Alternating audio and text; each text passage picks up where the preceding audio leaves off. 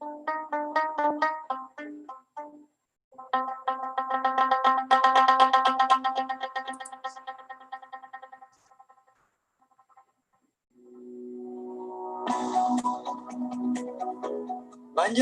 is the capital of South Kalimantan, Indonesia. It is located on a delta island near the junction of the Barito and Martapura rivers.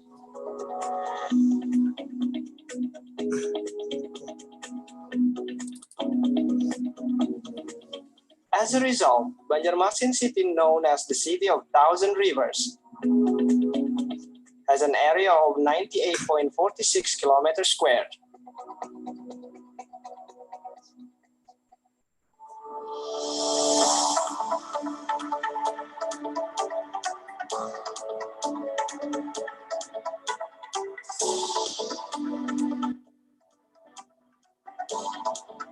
Universitas Islam Kalimantan, the place where knowledge and innovation are integrated in humanity through its long story since 1981.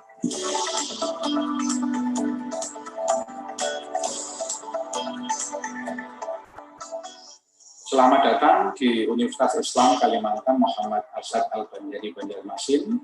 UNISKA merupakan salah satu perguruan tinggi swasta terbesar di Kalimantan.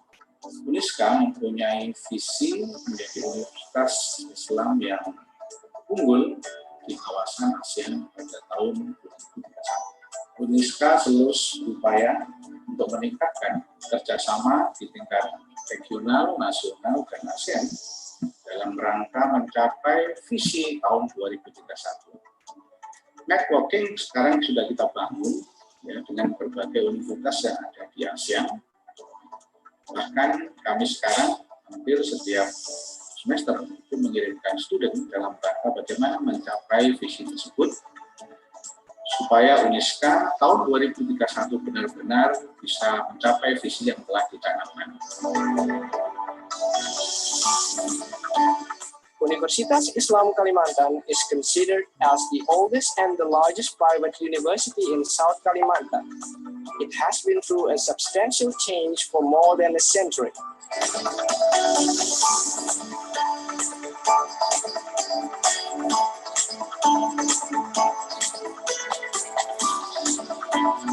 UNISKA currently has 10 faculties with 21 majors and 4 master degrees programs. Faculty of Social and Political Science,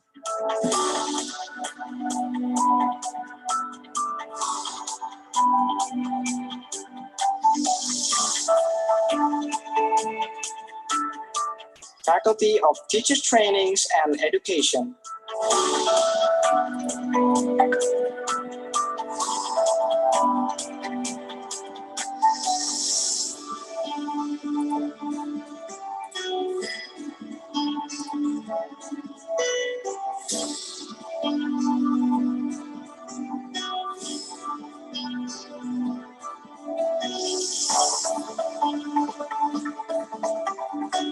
Faculty of Economy,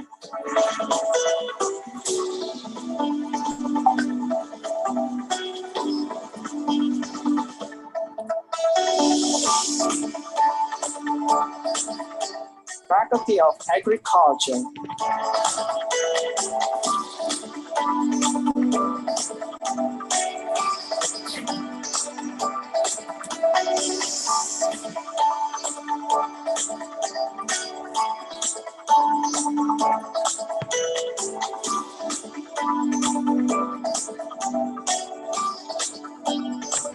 Faculty of Islamic Studies,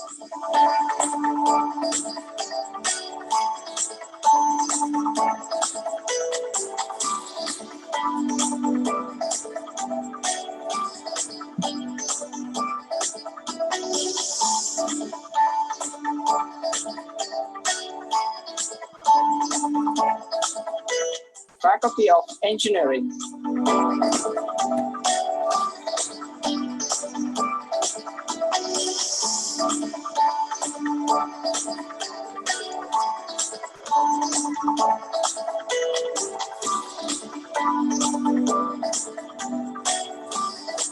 Faculty of Public Health.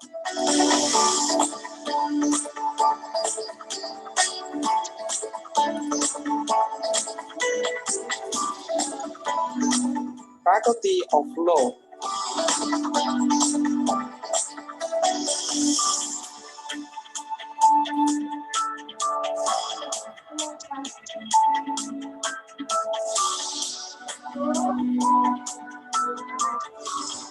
Faculty of Information Technology.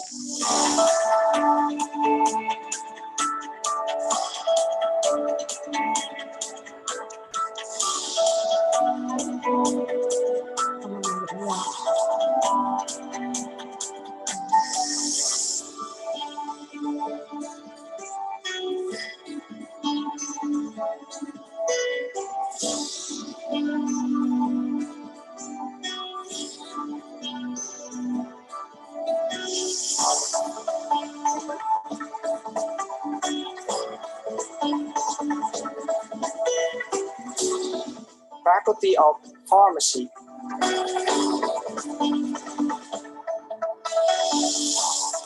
Saya Dr. Insinyur Gusti Ramianti ditunjuk sebagai Ketua Umum Badan Pengurus Yayasan UNISKA menangani tentang sarana, sumber daya manusia, dosen dan staf, dan tentang keuangan. Jadi UNISKA selama ini sudah berumur 41 tahun, sudah membangun kampus yang representatif. Nah, harapan kita nanti semua fakultas untuk S1 pindah, jadi untuk S2 masih berada di kampus yang lama. Nah, ke depannya mudah-mudahan ini memberi berkah kepada UNISKA menjadi akreditasi A. Itulah yang kita harapkan ke depan. UNISKA itu adalah perguruan tinggi yang berkualitas dengan akreditasi A. Itu yang kita harapkan.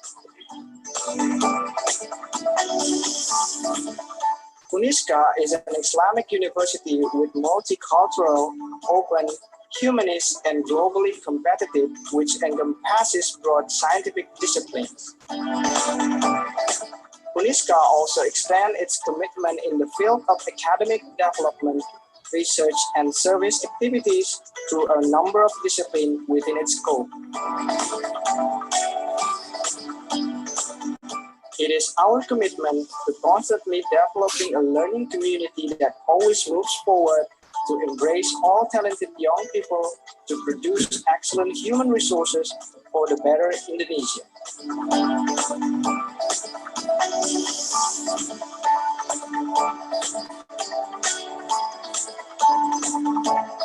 Optimizing management service and increasing cooperation with related institutions both domestically and internationally.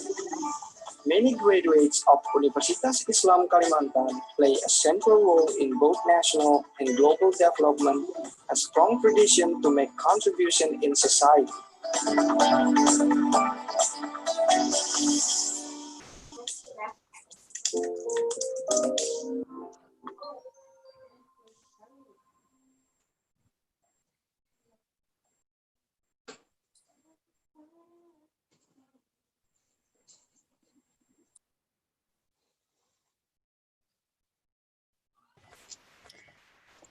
Terima kasih atas menyimaknya.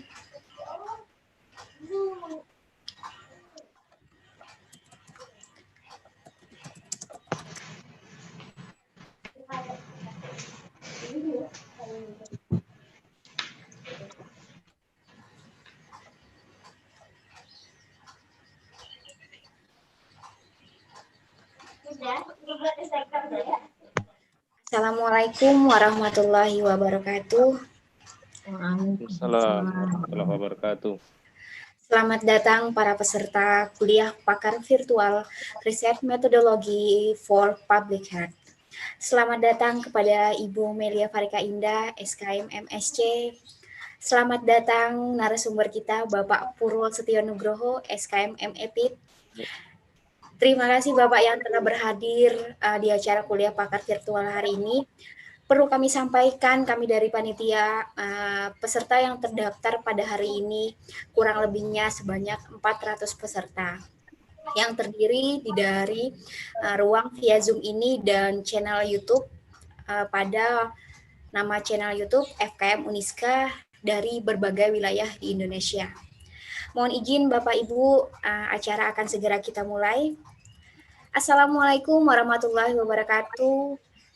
Dan kita hormati bersama Dekan Fakultas Kesehatan Masyarakat Universitas Islam Kalimantan, Muhammad Arsyad Al-Banjari, Banjarmasin, Ibu Melia Farika Indah, SKM MSc, beserta jajaran struktural yang terhormat, Bapak-bapak, Ibu-ibu dosen di lingkungan Fakultas Kesehatan Masyarakat Universitas Islam Kalimantan, Muhammad Arsyad Al-Banjari, Banjarmasin. Yang terhormat, Bapak Purwo Setion Nugroho, SKM MEPIT, selaku narasumber kuliah pakar virtual Research Methodology for Public Health. Dan yang saya hormati seluruh peserta kuliah pakar virtual Research Methodology for Public Health dimanapun Anda berada. Dengan mengucapkan Bismillahirrahmanirrahim, kuliah pakar virtual Research Methodology for Public Health yang diselenggarakan oleh Fakultas Kesehatan Masyarakat Universitas Islam Kalimantan, Muhammad Arsyad Al-Banjari, Jumat, tanggal 10 Juli tahun 2020, yang diselenggarakan melalui aplikasi Zoom. Segera kita mulai. Berikut saya bacakan susunan acara. Pertama, pembukaan. Untuk memulai acara ini, marilah kita bersama-sama membacakan basmalah. Bismillahirrahmanirrahim. Acara dilanjutkan dengan pembacaan doa yang dimohonkan kepada Bapak Chandra SKM MKes untuk membacakan doa agar kuliah pakar virtual ini dapat berjalan dengan lancar. Waktu dan tempat dipersilakan. Assalamualaikum warahmatullahi wabarakatuh. Sebelum memulai acara ini, marilah kita berdoa kepada Allah Subhanahu wa taala untuk memohon keridhoannya atas apa yang kita lakukan pada hari ini. A'udzu billahi minasyaitonir rajim. Bismillahirrahmanirrahim. Alhamdulillahirabbil alamin. Hamdan yuafi ni'amahu. Ya Rabbana walakal hamdu walakal syukru. Allahumma salli ala Muhammadin fil awwalin wal akhirin. Allahumma ya Allah ya Tuhan kami, dengan mengucap puji dan syukur kehadirat-Mu atas segala rahmat dan karunia-Mu yang telah Engkau limpahkan kepada kami, kepada masyarakat dan negeri kami. Allahumma ya Allah ya Rabbana, jadikanlah acara kuliah pakar ini sebagai majelis ilmu yang bermanfaat, guna menambah wawasan keilmuan kami, meningkatkan persaudaraan kami, meningkatkan semangat kami dalam beribadah, serta memotivasi hidup kami agar istiqomah di jalan kebenaran-Mu ya Allah, yang membuahkan hasil bermanfaat bagi kemaslahatan dan keselamatan dunia dan akhirat. Ya Rabb, ridhoi dan berkahilah acara kami ini. Ya Allah, ya Rabbana, acara ini kami tujukan tidak lain hanya untuk memohon keridhaan-Mu semata. Untuk itu, berilah petunjuk dan bimbingan kepada kami agar kami dapat menjalankannya dengan baik demi kemaslahatan dan keselamatan hidup di masa yang akan datang. Allahumma ya Allah ya Rabbana ya Karim ya Tawwab, jadikanlah kami semua yang hadir di sini insan yang memiliki sifat amanah. Jadikan kami pemimpin, jika kami pemimpin, jadikanlah kami pemimpin yang amanah. Jika kami rakyat biasa, jadikanlah kami rakyat yang amanah. Karena kami yakin dengan amanah akan mendatangkan ridho-Mu ya Allah.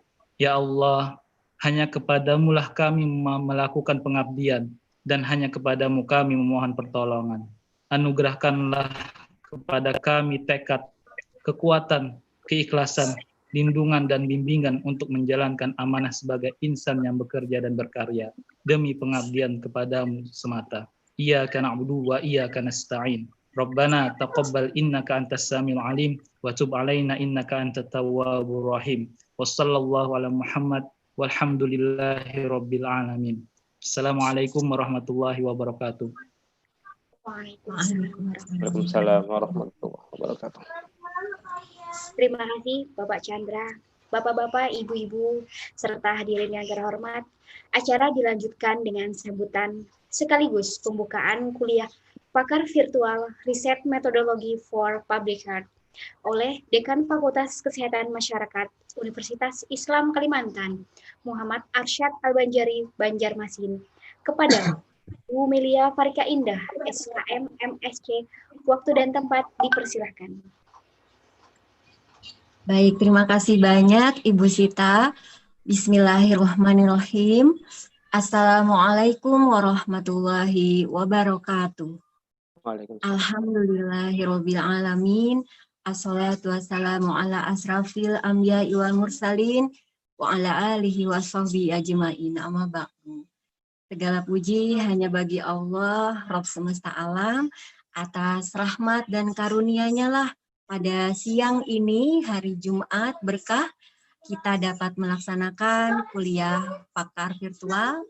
Dan salawat serta salam semoga selalu kita curahkan kepada Rasulullah Muhammad SAW beserta para sahabat, tabi'in, tabi'ut tabi'in, dan seluruh kaum muslimin yang mengikuti sunnahnya sampai akhir zaman. Yang saya hormati dan alhamdulillah pada kesempatan ini kita bisa bertatap muka langsung, Bapak Purwo Setio Nugroho. Iya, ini adalah pertemuan kita yang kedua, tapi sebelum itu, sebelum ini kita sudah alhamdulillah terjalin komunikasi yang saya sangat perlu syukuri. Tidak menyangka kita bisa, bisa bertemu, meskipun belum pernah bertatap muka secara langsung. Dan tapi hari ini kita diberi kesempatan untuk melaksanakan mudah-mudahan ini bisa menjadi hubungan baik antara Uniska dengan UMKT. Amin gitu ya. Kemudian yang saya hormati Bapak Ibu dosen baik dari FKM Uniska maupun dari PSKM ya, PSKM UMKT.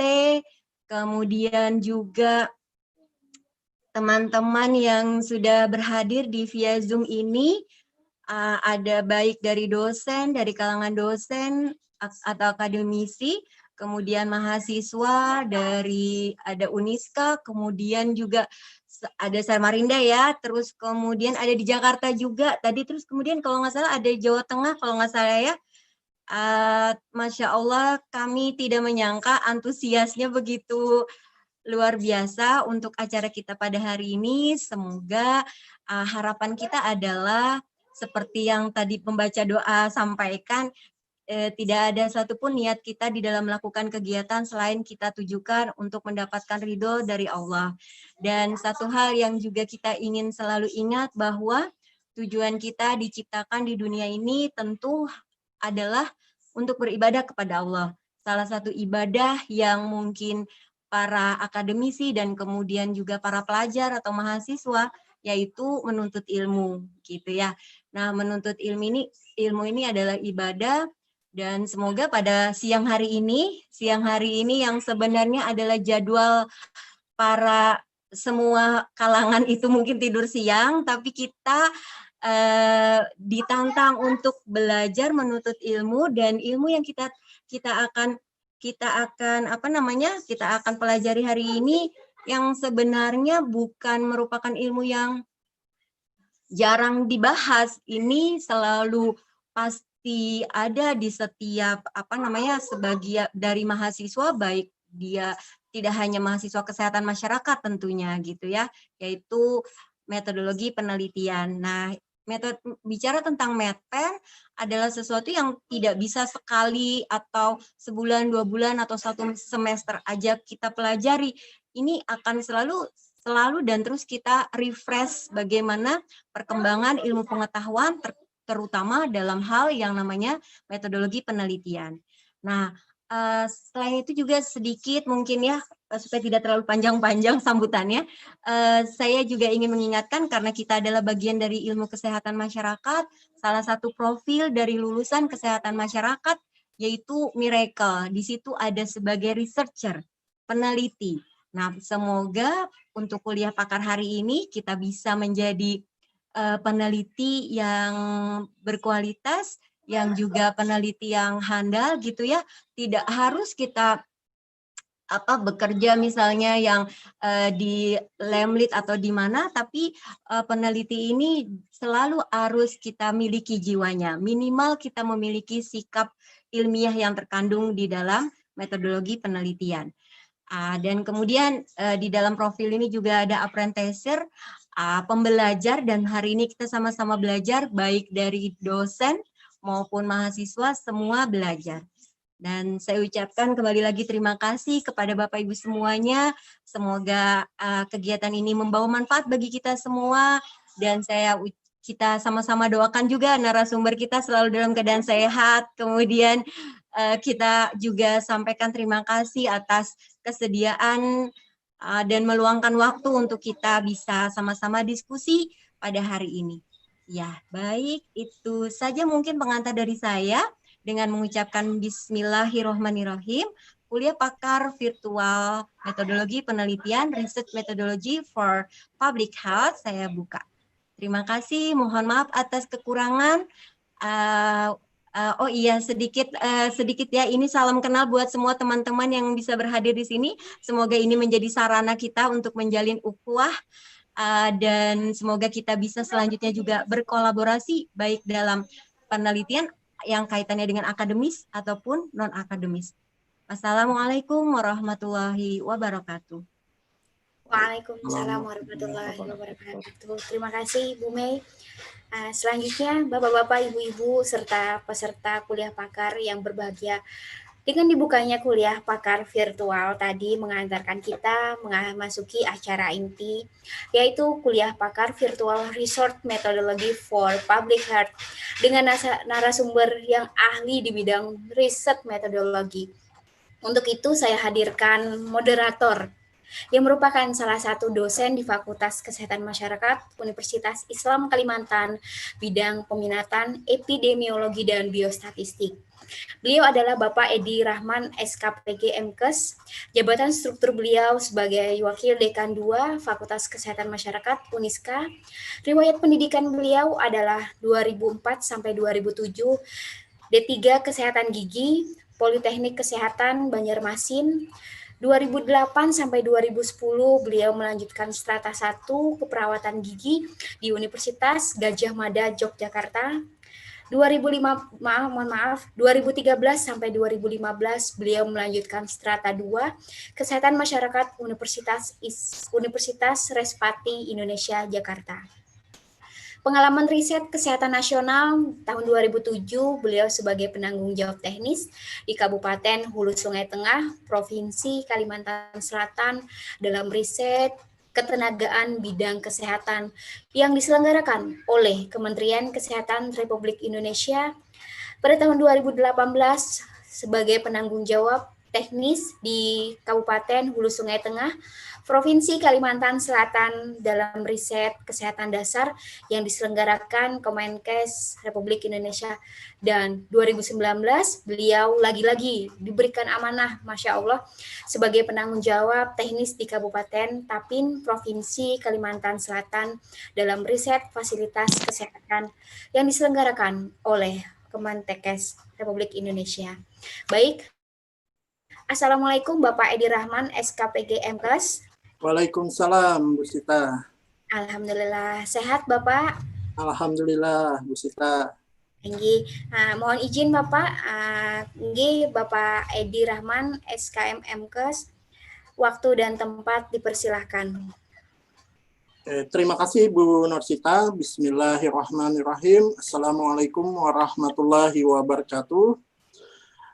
Yang saya hormati Dekan Fakultas Kesehatan Masyarakat Bu Melia Farika Indah, SKM MST, beserta jajarannya. Yang terhormat juga narasumber kita pada siang hari ini Bapak Purwo Setio Nugroho, SKM MEPIT, dan peserta kuliah pakar yang berasal dari Sabang sampai Merauke. Ya. Dan juga saya juga mengucapkan terima kasih kepada panitia atas terselenggaranya acara kuliah pakar virtual research methodology for public health dan semua peserta yang telah berhadir di acara ini baik melalui media Zoom dan media YouTube. Oke. Puji syukur marilah kita panjatkan kepada Allah Subhanahu wa taala dan salawat serta salam semoga tetap tercurahkan kepada baginda Rasulullah Muhammad sallallahu alaihi wasallam. Baik, sebelum kita memasuki acara inti, saya tadi kan sudah dibacakan oleh Bu Sita profil saya. Sekarang giliran saya untuk membacakan profil dari narasumber kita. Mungkin sekilas, di sini nama beliau adalah Pak Purwo Setio Nugroho, SKM MEPIT. Beliau lahir di Kota Waringin Barat 31 Oktober 1993. Nah, nomor kontak beliau nanti bisa kita berikan 0857-3636-2626. Nah, nanti kalau mau ada pertanyaan sama beliau silakan. Nah, pengalaman kerja beliau ini sungguh luar biasa. Pada tahun 2017 sampai tahun 2018, beliau sebagai Wakil Ketua 3 Bidang Kemahasiswaan dan Alumni di Stikes Kapuas Raya, Kalimantan Barat.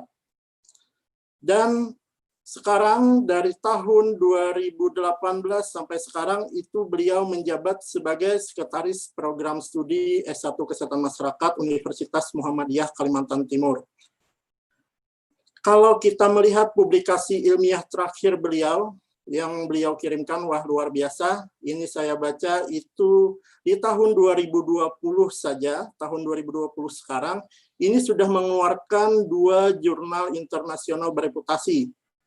Ya, ini kuartil 2 dan 3 ya, atau apa ini? Saya kurang tahu, nanti bisa Pak Nugroho. Dan ada penelitian-penelitian jurnal nasional yang terakreditasi lainnya. Nah, baiklah.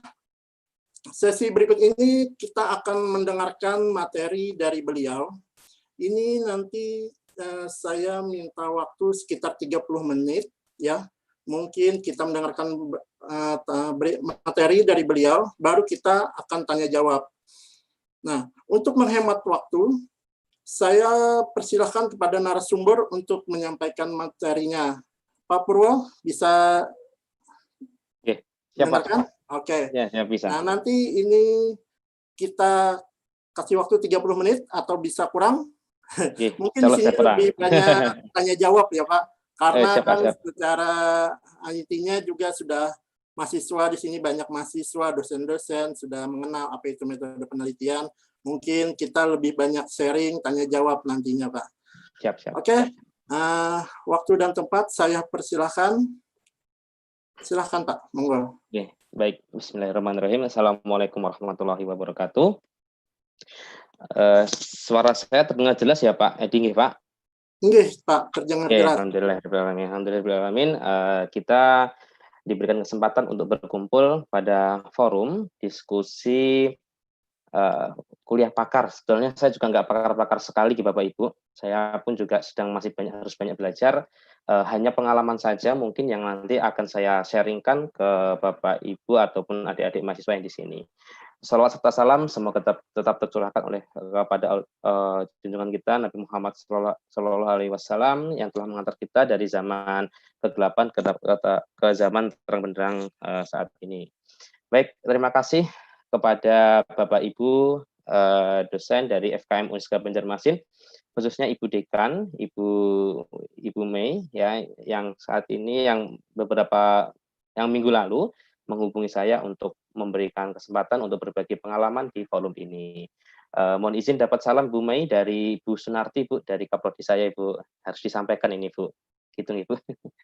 Baik, Bapak Ibu, kemungkinan nanti di beberapa waktu ke depan saya akan memberikan sharing mengenai informasi terkait metodologi penelitian. Nah, ini nanti terkait metodologi penelitian, nanti kemungkinan ya mungkin ada yang dari basic, ya mungkin ada beberapa yang agak sedikit intermediate seperti itu untuk informasinya. Dan nanti ke depannya kita akan berdiskusi melalui forum ini.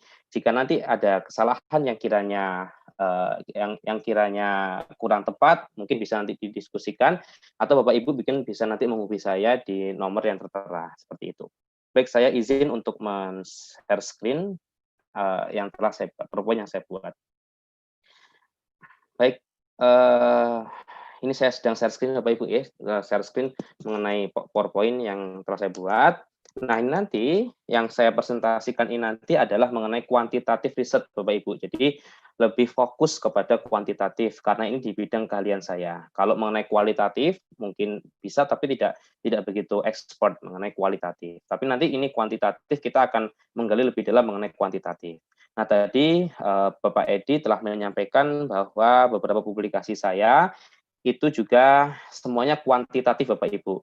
Jadi di tahun 2020 ini kemarin alhamdulillah ada 2 publikasi internasional di kuartil 3, Scopus kuartil 3 di Malaysian Journal, dan itu semua free, gratis. Dan itu penelitiannya kuantitatif semua, menggunakan data sekunder, Indonesian Family Life Survey, dan satunya adalah Global Health School Based Survey, begitu. Nah, ini kan sedang masa pandemi, memang lagi hits ya penelitian data sekunder, dan memang sangat disukai oleh peneliti, oleh editor ataupun oleh jurnal, begitu. Nah, ini saya Bapak Ibu, nama saya Purwostio Nugroho, saya aslinya dari Kalimantan Tengah Bapak Ibu, dari Pangkalan Bun, ya dari Pangkalan Bun. Tapi walaupun nama Jawa, tapi saya orang Kalimantan. Saya S1 dari Universitas Muhammadiyah Surakarta dari 2011 sampai 2015, peminatan epidemiologi dan biostatistik, dan di tahun 2015 saya melanjutkan di epidemiologi komunitas, ya ini hampir sama dengan epistatistik, hampir sama sebetulnya. 2015 sampai 2017. Saat ini saya sebagai Sekretaris Program Studi S1 Kesehatan Masyarakat Universitas Muhammadiyah Kalimantan Timur. Ya ini lumayan dekat lah dengan calon ibu kota baru, ya sekitar mungkin 5 jam.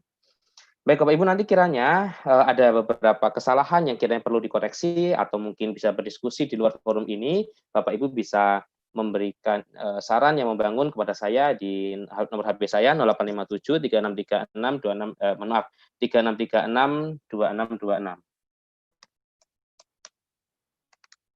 Baik. Atau mungkin bisa di email saya di purwo.skm@umkt.ac.id. Oke Bapak Ibu. Nah, sekarang kita masuk saja ke pengantar dulu Bapak Ibu. Yang ini adalah yang perlu diketahui Bapak Ibu. Biasanya banyak mahasiswa ataupun siapapun itu menanyakan, penelitian saya ini apa desainnya gitu. Nah, itu pertanyaan itu sebetulnya harus terjawab dulu, harus diketahui dulu bagaimana kondisi yang ada di lapangan. Jadi ini konteksnya, pemilihan desain penelitian itu tergantung dari kondisi yang ada di lapangan. Sebetulnya tidak hanya desain penelitian, statistik yang dipilih pun itu juga tergantung kondisi di lapangan. Namun pada yang diuji statistik itu juga tergantung dari skala data penelitian. Apakah dia itu numerik, apakah dia itu kategorik, ya? Apakah numerik versus numerik atau kategorik versus kategorik seperti itu, ya. Jadi kenapa saya mengatakan versus? Karena yang diuji statistik, yang diuji hipotesis itu biasanya minimal 2 variabel minimal, begitu Bapak Ibu. Ya, jadi ini pemilihan desain tergantung kondisi di lapangan, dan pemilihan uji statistik ini berdasarkan jenis skala data penelitian yang ada. Nanti pun di akhir materi ini saya akan menyampaikan sedikit mengenai statistik Bapak Ibu, yang statistik yang mungkin lebih ke dasar. Nah, ini yang perlu Bapak Ibu ketahui, dan ini yang perlu adik-adik mahasiswa ingat sebetulnya. Ini adalah mapping penelitian di bidang kesehatan masyarakat. Sebetulnya penelitian di kesehatan masyarakat itu untuk mengungkap permasalahan-permasalahan yang ada di lapangan. Apa yang diungkap? Fakta-fakta yang terjadi, ya. Jadi fakta-fakta yang di lapangan seperti apa? Tapi memang kalau dalam berbicara penelitian kesehatan masyarakat, ini kita mainnya adalah probabilitas atau peluang gitu. Karena tidak ada yang pasti gitu.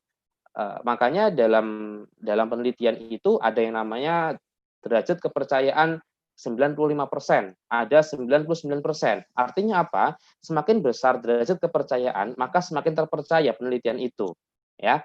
Jadi tidak ada derajat kepercayaan 100% tidak ada. Karena kita ini sifatnya adalah mengira-ngira ya, atau memprediksi, ya, seperti itu. Jadi penelitian dalam kesehatan masyarakat itu ada dua, ada observational dan ada eksperimental. Jadi kalau observational itu adalah penelitian yang mengungkap faktanya itu dengan cara mengobservasi, hanya dengan melihat saja. Jadi observasi itu dengan 5 panca indera, ya. Ada 5 ya, betul ya. Jadi ada indera penglihatan, indera perasa, apalagi ya, indera pendengaran dan 2 yang lainnya, begitu. Ini observational. Misal seperti ini, kita mengobservasi mengenai lampu misalnya. Lampu kan misalnya lampu nyala atau tidak, itu kan menggunakan indera penglihatan, kan nggak mungkin pakai indera peraba atau mungkin kita tanya, lampu nyala tidak, kan tidak mungkin seperti itu. Jadi ini observational dengan menggunakan 5 panca indera. Terus ada juga penelitian yang sifatnya eksperimental. Eksperimental ini adalah penelitian yang adanya uji coba, ya. Uji coba ini biasanya teman-teman yang ada di farmasi, ya ini kayaknya ada dosen farmasi UMKT, selamat datang ibu-ibu, bapaknya cuma 1 kalau nggak salah di farmasi UMKT. Jadi ada yang namanya true eksperimen, ya ada kuasi eksperimen. Nanti saya jelaskan setelah ini. Ya, jadi ada observational, ada eksperimental. Ini 2 jenis penelitian. Kalau observational ini ada 2 jenis, ya ada 2 jenis. Ada yang tujuannya hanya menggambarkan atau mendeskripsikan, deskriptif, dan ada tujuannya menganalisis, ya analitik. Di mana dalam deskriptif ini tujuannya adalah menggambarkan. Jadi gambaran. Nah itu adalah deskriptif. Jadi biasanya kalau yang untuk diploma ini kan gambaran pengetahuan, gambaran sikap, gitu ya. Itu lebih ke deskriptif. Tapi kalau untuk analitik ini biasanya tujuannya adalah mencari hubungan sebab akibat.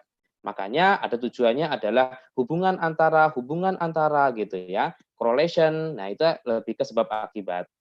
Nah, setelah itu selanjutnya adalah eksperimental. Eksperimental ini ada 2. Ada yang namanya true experiment dan ada yang namanya quasi eksperimen. Ya, saya jelaskan dulu mengenai eksperimental secara singkat dulu. Karena saya nanti akan menjelaskan secara agak mendalam mengenai observational yang di sini. Jadi kalau eksperimental itu ada true experiment, ini kalau tidak salah RCT ya, jadi randomized control trial, sama quasi eksperimen yang non RCT. Perbedaannya adalah true experiment, artinya segala kesalahan-kesalahan atau segala apa yang kita mau bisa kita atur. Misal begini, biasanya begini, true experiment ini adalah penelitian-penelitian yang ada di laboratorium. Misalnya kita mau suhunya sekian, bisa kita atur. Terus misalnya kita mau mencit yang BB-nya sekian, bisa kita atur. Saya mau mungkin cahayanya sekian gitu ya. Ini adalah true eksperimen. Jadi kondisi sekitar itu bisa kita kendalikan. Ya. Ini true eksperimen. Terus selanjutnya adalah quasi eksperimen.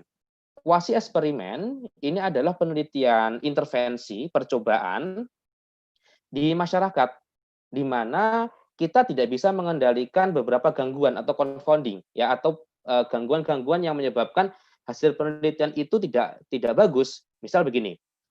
Karena ini sifatnya intervensi atau pemberian pemberian intervensi atau pemberian perlakuan.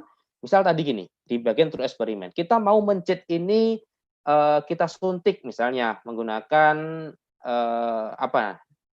kadar hemoglobin misalnya atau ekstrak buah apa untuk meningkatkan kadar hemoglobin misalnya.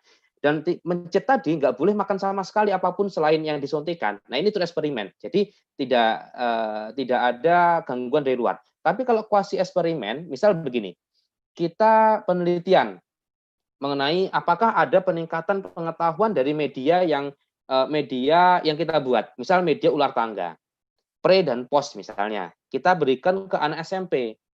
Nah hari ini kita berikan, besok kita kasih post. Tapi bisa kita pastikan tidak kalau yang diberikan pengetahuan mengenai misalnya mengenai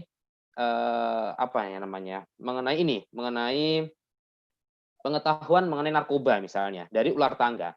Setelah kita biarkan selama 1 hari pulang ke rumah, dia bisa saja mencari informasi lagi, ya mencari informasi mengenai narkoba tadi. Nah bisa saja posnya ini atau penelitian posnya ini sangat tinggi. Karena ada gangguan dari dia melihat informasi di luar dari luar tangga gitu. Jadi kita tidak bisa memastikan bahwa pengetahuan yang meningkat itu memang betul-betul karena ular tangga.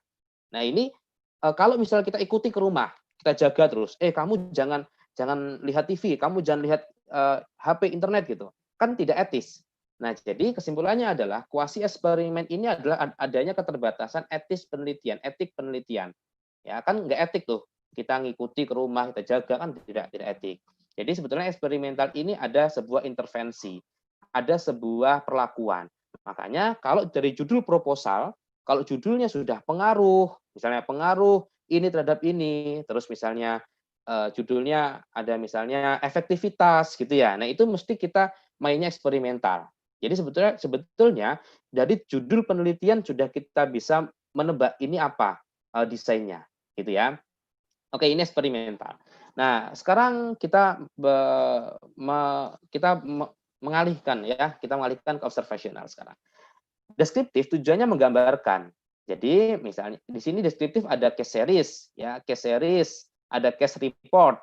Kalau case series ini biasanya laporan-laporan kasus yang beberapa hari atau beberapa bulan.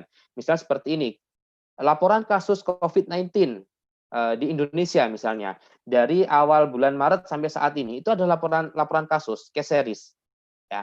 Tapi kalau case report ini biasanya adalah laporan yang ketika ada kasus atau ketika ada misalnya kayak mahasiswa kebidanan misalnya ada BBLR misalnya terus digambarkan ya umurnya berapa, pengetahuan seperti apa gitu.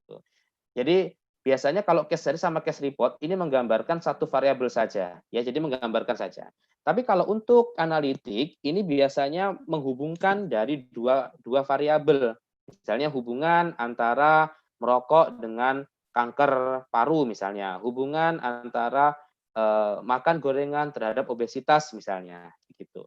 Nah, analitik itu ada cross-sectional, ada case control dan cohort. Ini cross-sectional ini di beberapa literatur dia juga bisa mengarah ke deskriptif Bapak Ibu. Ya, beberapa literatur. Jadi ada cross-sectional, case control sama cohort. Jadi ini untuk membuktikan sebab akibat. Judul penelitiannya biasanya hubungan antara itu ya. Jadi kalau yang deskriptif biasanya judul penelitiannya ini mahasiswa diploma biasanya gambaran gitu ya. Jadi itu. Nah, sekarang kita fokus lagi ke sini, ke case control, cross-sectional sama cohort. Nah, ini biasanya beberapa mahasiswa itu bingung. Apa bedanya case control dengan cross-sectional? Ya, ini kadang tumpang tindih biasanya. Kalau saya menggambarkan, ini diri kita, ini present ya, saat ini ya, ke depan ini future, ini past gitu. Jadi ini kayak ilmu bahasa Inggris ya, ada future, ada past, ada present gitu. Nah, jadi gini, kalau kita berbicara sebab akibat, sebab itu kan ada di masa lampau. Kalau akibat ini di masa datang, ya, sebab masa lampau, akibat masa datang. Nah sekarang begini, public health ini biasanya yang diintervensi adalah sebab, bukan akibat. Tapi kalau kedokteran itu yang diintervensi adalah akibatnya. Misalnya, misalnya diabetes, nah diabetesnya yang diintervensi. Tapi kalau di public health yang diintervensi apa sih sebabnya, gitu, apa penyebabnya? Jadi ini untuk membedakan case control, cross-sectional sama cohort. Ini diri kita sekarang. Nah, kalau cross-sectional ya, cross-sectional pada saat ini kita tidak tahu status gini saja. Lebih enaknya. Sebab ini biasanya saya tuliskan adalah variabel X misalnya. Akibat variabel Y misalnya. Misalnya begini, ini merokok di sini katakanlah kanker paru misalnya. Nah, pada saat ini cross-sectional, ketika kita berbicara cross-sectional, saat ini kita tidak tahu siapa yang merokok dan kita tidak tahu siapa yang sakit paru. Ya, jadi kita tidak tahu status variabel X dan Y-nya. Ini adalah cross-sectional. Jadi kita kayak sebar jaring gitu. Jadi nanti ketika ini yang dikatakan bahwa penelitian cross-sectional ini adalah penelitian satu waktu.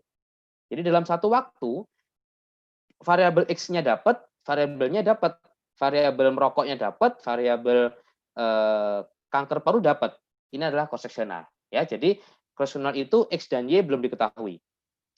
Kalau case control ya, kalau case control saat ini kita sudah tahu akibatnya. Kita sudah tahu variabel Y-nya.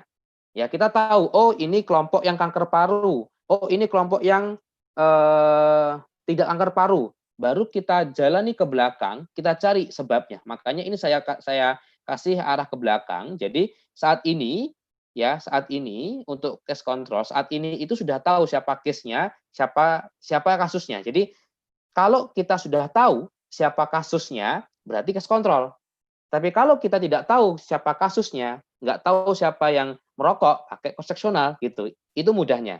Jadi dalam case control ini kita mencari sebab. Nah, kalau cohort saat ini present saat ini adalah kita tahu sebabnya, misalnya merokok. Ya, saat ini kita tahu sebabnya merokok. Tapi ke depan kita ikuti tuh orang yang merokok ya untuk mencari akibat. Dan akibatnya ini kita tidak boleh mesen duluan. Misalnya, oh saya mau nih nanti katakanlah kanker paru, nggak boleh. Jadi akibatnya ini ya nanti terjadinya apa ya nanti yang kita ikuti, gitu ya. Jadi kalau saya kesimpulannya adalah cross sectional, kita tidak tahu X-nya apa, Y-nya apa. Kalau case control, kita tahu Y-nya, kita tahu siapa yang sakit untuk mencari sebab, jadi akibat mencari sebab. Tapi kalau cohort dari sebab merokok tadi untuk mencari akibat. Jadi gitu, itu kesimpulannya. Case control, cross sectional, sama cohort. Oke, selanjutnya ini mengenai sampling ya. Jadi mengenai sampling, kenapa sih perlu disampling? Sebetulnya sampling itu untuk menyederhanakan, ya untuk menyederhanakan gini. Banyak keterbatasan ketika kita melakukan penelitian di populasi. Contoh begini, misal si Ani, ya mohon maaf kalau di sini ada Ibu Ani atau Mbak Ani misalnya, si Ani ini memasak sup di dalam satu panci besar, ya satu panci besar itu adalah populasi. Satu panci besar sop maksudnya ya. Jadi ada kubis ya, terus ada sop itu apa aja ya? Wortel ya, ada kentang gitu ya. Itu satu populasi sop misalnya. Nah, ketika kita ingin mengicipi, ketika si Ani tadi ketika ingin menyerahkan ke orang tuanya, misalkan nggak mungkin Ani mencoba satu panci gitu. Pasti si Ani tadi mencoba hanya 1 sendok saja. Sudah pas belum ya? Nah, tadi mencoba dengan sendok tadi itu adalah sampling. Ya, jadi untuk mengetahui bagaimana rasanya sup dalam satu panci. Sampling itu ada 2, ada random sama non random. Kalau random itu begini. Si Ani tadi sebelum mengicipi sop tadi, dia mengaduk dulu. Ya, diaduk dulu. Yang bumbu yang di bawah akan ke atas, air yang di atas akan ke bawah. Diaduk dulu. Itu namanya random. Ya, tujuannya adalah generalisasi. Apa generalisasi? Generalisasi ini adalah mewakili populasi. Harapannya tadi sendok yang dimakan, sup yang disendok oleh Ani tadi itu dapat mewakili sup yang ada di panci. Itu namanya generalisasi. Tapi kalau sampling non random adalah begini. Ani mungkin dibiarkan dulu tuh supnya ya. Terus Ani hanya mencicipi bagian atas saja. Pasti hambar karena bumbunya ke bawah semua. Sehingga non random ini dampaknya adalah tidak bisa digeneralisasikan dalam satu sup tadi. Gitu ya. Sup adalah populasi, sampel yang disendok adalah sampel gitu. Begitupun juga di populasi. Misal penelitian di Kota Banjarmasin. Bagaimana caranya biar kita random ya agar dapat diwakilkan ke satu kota. Itu ya, itu bedanya random sama non random. Dampaknya kalau random bisa digeneralisasi, kalau non random tidak dapat digeneralisasi. Nah, ini beberapa random ya, beberapa desain sampel untuk random. Ada namanya simple random sampling. Simple random sampling itu katakanlah ya seperti kocok sederhana ya. Jadi misalnya kita kocok nih, kita kasih nomor nih gitu. Nah, tadi saya lupa, syarat untuk sampling random itu adalah harus memiliki kerangka sampel. Ya, saya ulangi, sampling untuk yang random syaratnya harus memiliki kerangka sampel. Kerangka sampel itu apa? Kerangka sampel itu adalah daftar nama yang mau kita teliti, daftar nama populasi. Misal kita penelitian mau di sekolah misalnya. Punya tidak daftar nama siswanya? Ya, kalau kita punya daftar nama siswa, berarti sudah memenuhi syarat untuk random. Tapi kalau kita tidak punya daftar nama siswa, berarti tidak bisa di random. Karena kalau kita tidak punya daftar nama siswa, yang mau kita random apa? Kita mau mengaca apa gitu? Ya kan nggak mungkin menunjuk menunjuk bebas. Iya kalau dia anak SD situ, kalau dia bukan anak SD situ kan juga bahaya. Ya, jadi gitu. Jadi syaratnya adalah memiliki kerangka sampel. Jadi ada simple random sampling, ini konsep sederhana, ada yang namanya stratified random sampling. Jadi beberapa grup, misalnya ini prodi kesehatan masyarakat, grup 1, prodi farmasi, prodi keperawatan, prodi kesling misalnya. Kalau misalnya di Kesmas mahasiswanya besar atau mahasiswanya banyak, sudah pasti sampelnya nanti juga lebih banyak daripada yang prodi yang lain. Ya, itu ada hitungannya. Dan nanti ketika pengambilan di kelompok, ini menggunakan simple random sampling ya, nanti ketika pengambilan di kelompoknya. Terus ada juga yang namanya ini sistematik ya, systematic random sampling. Jadi berdasarkan hitungan urutan ya. Jadi setiap 3 dihitung ya. Ini atau mungkin begini bisa juga. Ketika kita mengambil angka 3, kocokkan angka 3, terus 6, 9, 12 dan seterusnya. Ada klaster ya, klaster juga. Klaster itu penelitian untuk pengambilan informasi pada di tempat yang luas, biasanya untuk survei biasanya ya. Ada klaster-klaster. Nah, untuk klaster ini lebih unik ya, karena ada juga mata kuliah tersendiri.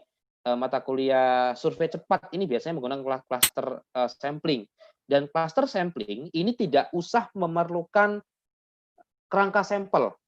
Maksudnya kerangka sampelnya ini tidak perlu kerangka sampel nama gitu. Karena misal begini, kalau misalnya penelitian di lapangan, penelitian survei besar, Riskesdas misalnya, atau yang lain lah misalnya ya, kalau kita harus mempunyai satu persatu daftar nama, itu akan banyak sekali.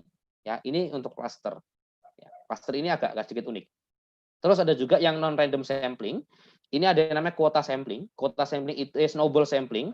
Jadi satu orang ke dua orang lanjut lagi. Jadi seperti bola salju, semakin ke sana semakin banyak. Terus ada lagi convenience sampling. Convenience sampling ini biasanya namanya accidental sampling. Jadi lebih ke misalnya saya ketemu orang ini ya udahlah ini aja yang saya wawancara, itu namanya convenience sampling atau accidental sampling. Terus ada lagi kuota sampling. Ini populasi terus Anda menentukan laki-laki dan di atas 50 ya. Itu hanya ini saja, namanya kuota sampling. Terus ada lagi purposif. Purposif ini biasanya kita punya kriteria nih. Ya, ini kriterianya, kita terpilih satu orang. Nah, ini purposif. Biasanya untuk kualitatif ini biasanya pakai purposif. Ini untuk pemilihan sampling ya, pemilihan sampling. Karena kalau penelitian di populasi sangat capek. Misalnya 100 orang, semua kita teliti. Oke, mungkin awal-awal enak, tapi terakhir-terakhir nanti mungkin capek gitu ya, dan tidak udah nggak semangat lagi. Oke, selanjutnya ini agak lebih cepat, bias ya. Jadi bias ini kesalahan penelitian. Kesalahan penelitian ada 2, ada kesalahan informasi atau bias informasi dan bias seleksi. Bias informasi ada 2, ada misklasifikasi diferensial dan misklasifikasi non diferensial. Kalau misklasifikasi diferensial itu kesalahan terjadi pada salah satu kelompok. Misal case control, kesalahan pada kontrol case saja.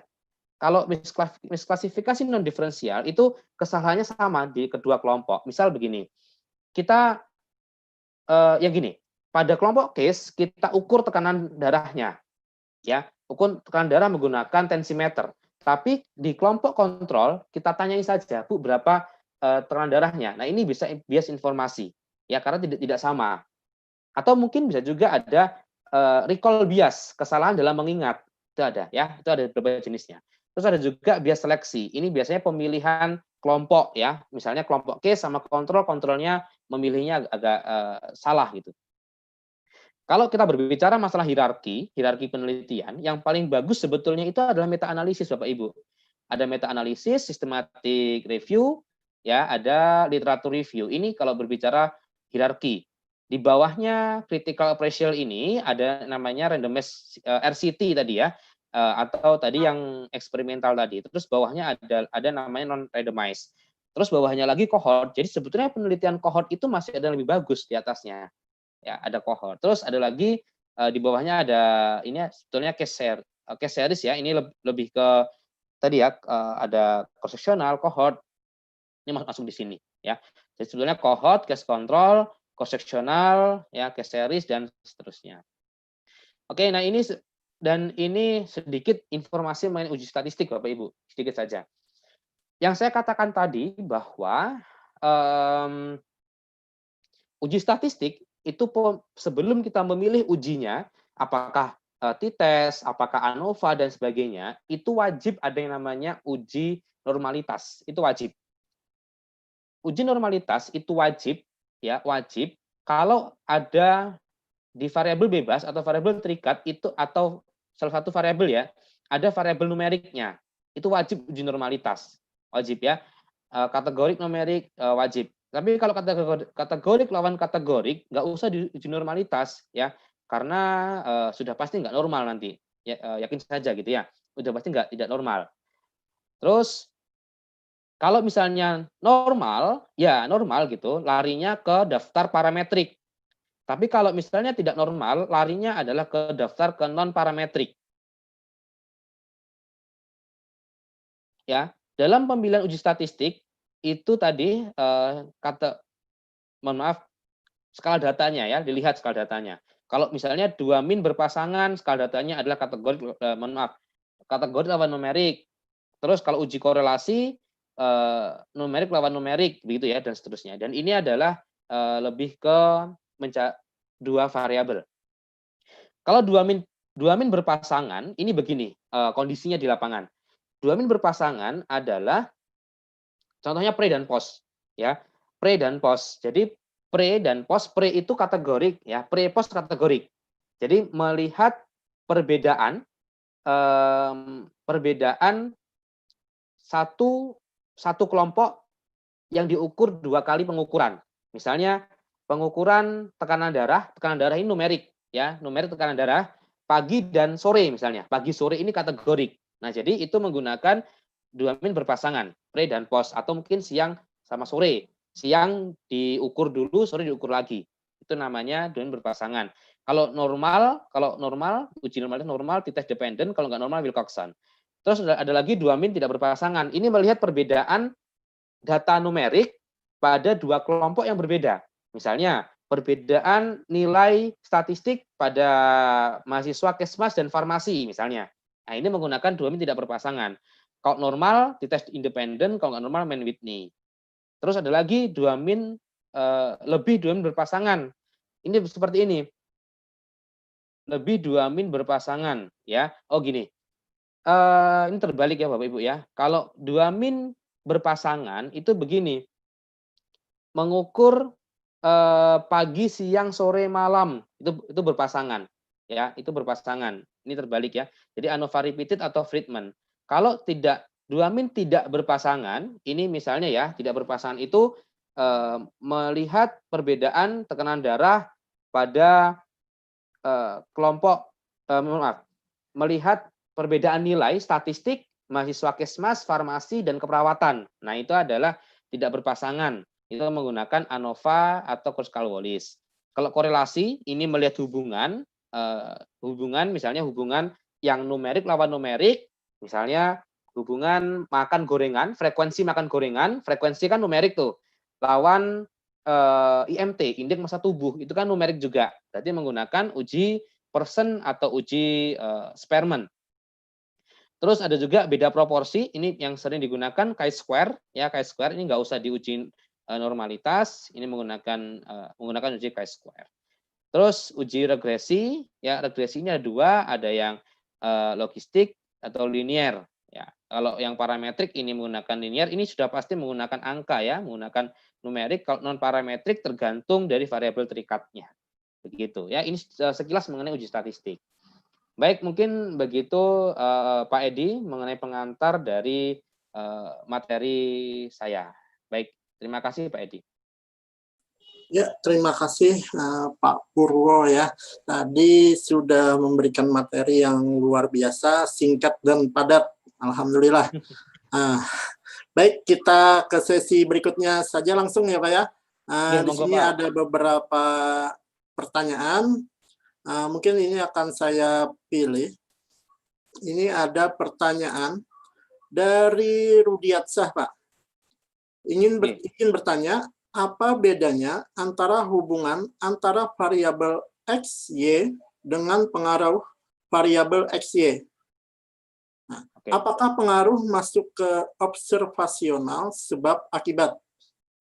Ya, mungkin bisa langsung saja ya, Pak. Oke, baik. Semoga bisa menjawab ya, Pak. Jadi begini, kalau dilihat dari konteks ya, ini kalau menurut saya seperti ini. Kalau dari konteks pengaruh gitu ya, pengaruh berarti kan ada sebuah intervensi ya, ada sebuah perlakuan. Misalnya pengaruh pemberian X-nya adalah variabel, misalnya tablet tambah darah terhadap apa gitu ya. Itu adalah lebih ke eksperimental.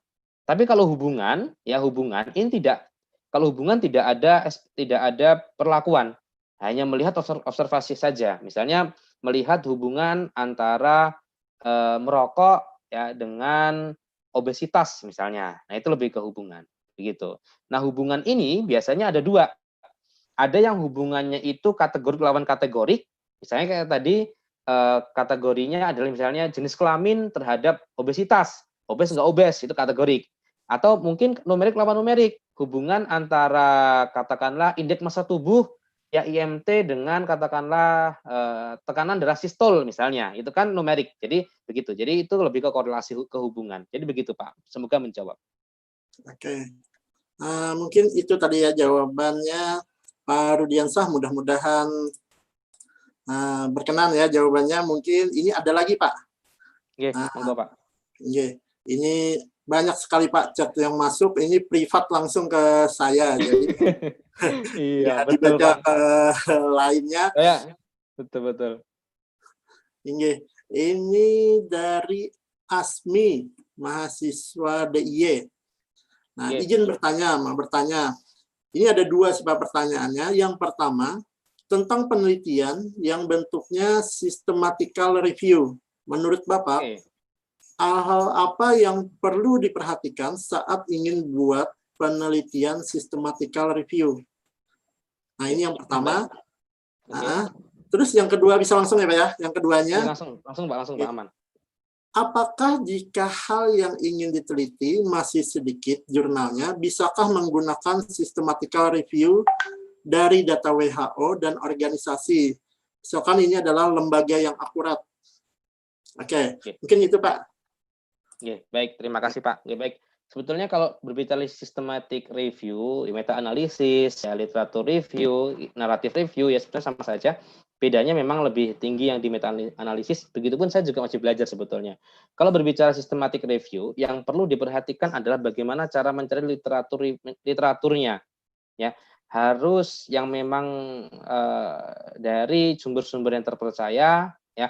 Terus juga kalau berbicara tadi mengenai kalau misalnya masih sedikit literaturnya, tidak masalah. Ya, tapi caranya adalah dengan melebarkan skupnya. Misal tadi mengenai COVID-19. COVID-19 ini kan memang masih sedikit ya. Bisa kita lebarkan ke gangguan pernapasan yang hampir mirip, misalnya kayak SARS, MERS itu bisa. Jadi kalau misalnya masih sedikit dikembangkan yang hampir mirip. Tapi kalau misalnya tadi literatur review misalnya itu sudah hal yang umum, coba lebih dispesifikan lagi gitu ya.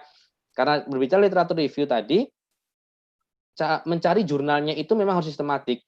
Yang dinamakan sistematik adalah ketika kita mencari sebuah jurnal dengan sebuah keyword tertentu, dan kita lihat kembali, kita bisa menemukan kembali keywordnya itu gitu ya. Tapi itu tadi untuk systematic review dan meta analisis ini saya akui untuk saat ini memang masih dalam tahap ya proses untuk mengembangkan terkait penelitian itu. Begitu Pak, semoga menjawab. Ya, kita lanjut lagi ya Pak. Tadi sudah 3 pertanyaan, masih ada nih Pak, banyak sekali Pak. Nah, ini saya seleksi sudah.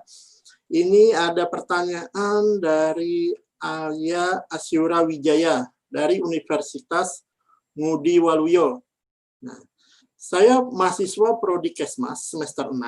Rencana saya akan mengambil penelitian dengan judul pemetaan kasus COVID berdasarkan faktor predisposing di Kabupaten X. Pemetaan kasus ini saya menggunakan analisis spasial melalui ArcGIS. Mengenai judul penelitian tersebut, saya lebih baik menggunakan desain penelitian deskriptif atau analitik. Ya, jadi kalau melihat dari ini ya, karena lebih ke pemetaan itu lebih ke deskriptif saja ya, jadi menggambarkan ya, lebih menggambarkan bagaimana sebaran, bagaimana kasusnya, seperti itu. Tapi kalau misalnya di situ ada misalnya hubungan ya, dan tadi misalnya meneliti, Anda teliti juga tuh di orang tersebut, Anda lihat misalnya, kan tapi nggak mungkin juga ya kalau COVID-19 saat ini kan kita tahu orang tidak mungkin, tapi lebih ke deskriptif saja karena tadi berbicara ke ArcGIS ya, ArcGIS atau ke pemetaan. Oke, ada lagi Pak sambungannya ini. Silakan. Untuk jenis penelitian yang saya ambil tadi, lebih baik menggunakan case control atau cross sectional, Pak? Sebetulnya begini, kalau ini ya, kalau itu arahnya sih lebih ke survei ya, lebih ke survei, lebih ke observasional, bukan ke case control ya. Sebetulnya juga bukan ke cross sectional juga gitu ya. Tapi kalaupun cross sectional, sebetulnya cross sectional lebih mendekati cross sectional ya, lebih mendekati ke cross sectional Pak. Begitu. Oke. Iya. Ini ada lagi. Nah, ini Agung Prasetya Dwi Laksana. Oke, ini nggak tahu ya institusinya apa nih Pak. Ini dia bertanya, kalau kita ingin melakukan survei COVID-19 pada satu wilayah kabupaten untuk mengetahui prevalensi COVID-19 pada populasi umum, bagaimana metode samplingnya yang tepat dan berapa besar sampel minimalnya? Baik, memang agak sedikit ini ya, kalau untuk masalah COVID-19, ini begini. Tadi juga ya, masalah yang ArcGIS tadi, kalau masalah ArcGIS tadi, itu yang diperlukan adalah titik lokasi penderita. Ya, itu wajib, karena untuk memberikan GPS-nya, atau memberikan nomor lintangnya. Ya. Nah, sekarang tadi, saya ingin bertanya dulu, ini kan hampir sama pertanyaannya. Kalau yang tadi, yang pertama tadi, apakah pastikan dulu dari mana Anda dapat titik pasien tadi, atau Anda hanya menggambarkan saja peta yang ada di dinas kesehatan gitu. Terus yang kedua tadi mengenai sampling ya, sampling. Sebetulnya kalau berbicara masalah COVID-19 ya, berbicara penelitian COVID-19, populasinya adalah populasi umum sebetulnya, populasi dari sebuah kota, ya, pada populasi sebuah kota. Nah, setelah itu sebetulnya kalau penelitian primer untuk saat ini memang riskan, ya, memang riskan sekali, ya, memang riskan. Lebih mengarah kepada data-data sekunder atau data-data laporan-laporan dari dinas kesehatan atau dinas kesehatan provinsi seperti itu. Kalau berbicara masalah sampling, sekarang lebih ke sini lagi, apakah Anda sudah memiliki kerangka sampling dulu? Ya, kerangka sampling yang saya katakan tadi. Kalau sudah memiliki kerangka sampling, terus tujuannya apa dulu? Jadi sebetulnya kalau kita ingin menentukan kerangka sampling, saya harus tahu dulu tujuannya apa. Ya, tujuannya apa dulu, setelah itu apakah sudah memiliki kerangka sampling. Nah, kerangka sampling ini ya atau pemilihan sampling tadi itu tergantung dari kondisi di lapangan juga. Ya, bisa Anda menggunakan simple random sampling ya, atau mungkin Anda bisa juga kalau mau yang non random bisa convenience seperti itu juga. Ya, saya tadi masih belum menangkap ini ya, masih belum menangkap yang informasi yang lengkap terkait hal itu. Begitu, Pak. Oke. Nah, kita lanjutkan lagi ya Pak ya, masih kuat saja. Enggak Pak, silakan Pak. Ini ada lagi dari Kasaming, apa ini ya? apakah kerangka sampel yang dibuat oleh Pak Purwo sama dengan kriteria sampel? Kerangka sampel ini apakah sama dengan kriteria sampel? Oke, bukan Pak, ya, bukan. Jadi kalau kerangka sampel itu adalah daftar nama calon yang diteliti, Pak. Misal begini, ini Pak Kasami ini beliau dosen di Sidrap kalau nggak salah, ya, mohon maaf kalau salah. Jadi begini, kerangka sampel itu adalah daftar nama. Misal begini Bapak, saya ingin melakukan penelitian di sebuah SMP misalnya. Kerangka sampelnya apa? Kerangka sampelnya adalah daftar nama siswa di SMP tersebut. Ya, itu adalah kerangka sampel. Jadi kerangka sampelnya apa? Kerangka sampelnya adalah absensi dari siswa. Nah, sekarang pertanyaannya, kalau misalnya kita tidak memiliki kerangka sampel, kita katakanlah kita nggak punya absen itu, terus kita masuk dalam kelas, kita penelitian, ternyata ada penyusup tuh dari SMP lain, berarti nanti hasilnya kan bias tuh, tidak mendapatkan informasi yang real dari SMP itu. Itu syaratnya. Terus yang kedua adalah fungsi dari kerangka sampel itu adalah untuk sampling, ya, untuk mengambil. Misal begini, Bapak menggunakan simple random sampling misalnya, pastikan akan tulis namanya dari mana, dari absen tadi. Oke, tulis, terus dimasukkan dalam botol nama-namanya, terus dikocok. Tapi kalau kita nggak punya kerangka sampel, kita nggak tahu apakah orang di situ itu betul-betul anak SMP di situ. Begitu Pak. Ya, itu adalah yang dinamakan kerangka sampel, ya. Bukan kerangka sampling, bukan, kerangka sampel. Terus ya setelah itu kriteria tadi ya, itu beda lagi. Kalau kriteria itu adalah pembatasan. Pembatasan ini bukan restriksi atau pembatasan restriksi untuk menghilangkan itu bukan. Jadi kalau pembatasan ini adalah lebih ke siapa sih yang eligible untuk masuk ke penelitian? Misalnya anak SMP tadi, anak SMP yang menghadiri penelitian. Itu adalah namanya kriteria inklusi sama eksklusi. Kalau inklusi tadi ya, orang yang eligible masuk ke penelitian. Tapi kalau eksklusi adalah orang yang eligible masuk ke penelitian, tapi dia ketika penelitian tidak bisa ikut penelitian. Misal begini, ada si A, dia masuk dalam eligible penelitian, tapi ketika penelitian dia nggak hadir. Nah, ini masuk ke eksklusi, atau dia sakit seperti itu. Nah, yang perlu dicatat ini untuk beberapa mahasiswa, kriteria eksklusi itu bukan kebalikan dari inklusi. Misal begini, inklusinya adalah mahasiswa yang hadir, eksklusinya tidak hadir, ini salah. Ya, jadi perlu diluruskan bahwa eksklusi itu bukan kebalikan inklusi. Begitu. Oke, begitu Pak, semoga menjawab. Iya, betul Pak, setuju. Karena banyak sekali juga mahasiswa yang proposal itu mengatakan ya kriteria inklusi dia itu malah kebalikan. Misalkan saja jenis kelaminnya laki-laki, nanti itu perempuan. Bukan seperti kalau itu, ya. Seperti itu kan inklusi laki-laki, berarti kan yang masuk ya laki-laki Pak, berarti kan laki-laki. Iya, gitu betul. Oke. Nah, ini juga banyak mahasiswa dari kami juga, ini Universitas Muhammadiyah juga nih, banyak nih. Ini ada lagi Pak, masuk lagi nih pertanyaan. Ini dari Yeni Agustin Siti Khadijah, Palembang. Nah, mohon bertanya, untuk penelitian eksperimen, bagaimana kita menentukan populasi dan sampel penelitian dengan menguji ekstrak tanaman terhadap hewan uji tikus? Terima kasih. Wah, eksperimen nih kayaknya malah. Ya, betul. Saya malah belum pernah eksperimen nih. Jadi begini, kalau untuk eksperimen itu sebetulnya populasi sampel tidak perlu kita tentukan populasi. Misalnya kalau mencit, kan nggak mungkin mencit satu kotak kita ini ya, atau sampling nggak mungkin. Sebetulnya kalau untuk eksperimental, yang penting yang mau kita uji itu sesuai dengan kriteria yang sudah kita tentukan.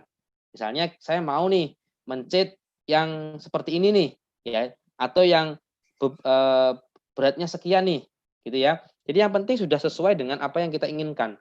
Untuk masalah jumlah itu sebetulnya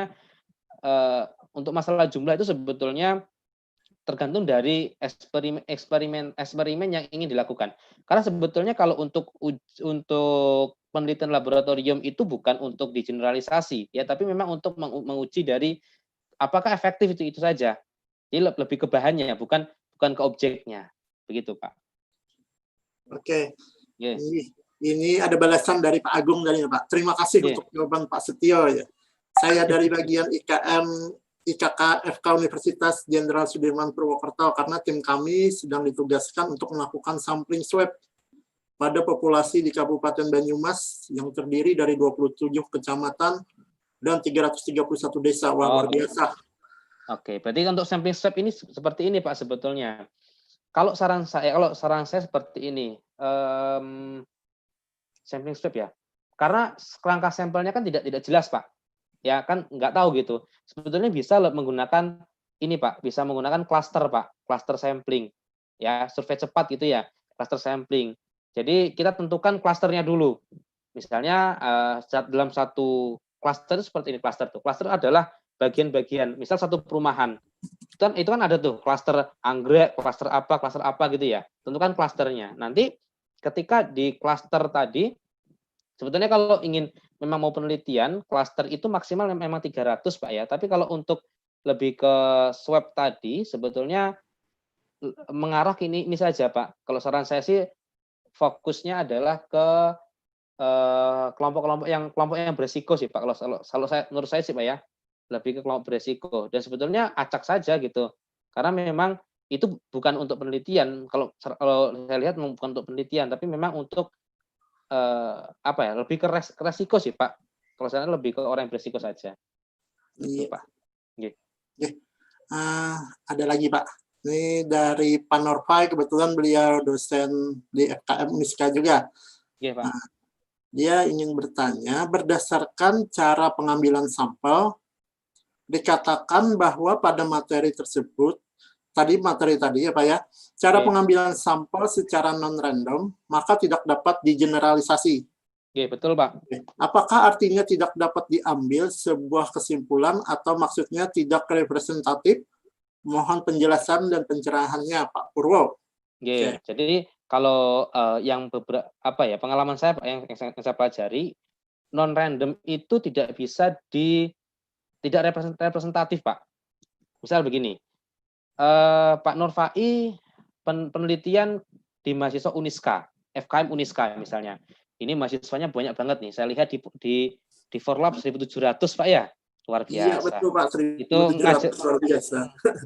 ngajarnya sampai capek itu Paknya Pak. jadi misal begini, Bapak Nurfai ingin meneliti di mahasiswa FKM Uniska seperti itu. Terus yang ditemui adalah orang yang setemunya di jalan gitu. Misalnya meneliti mengenai hubungan antara lama belajar dengan IPK, ya IPK yang dengan IPK misalnya.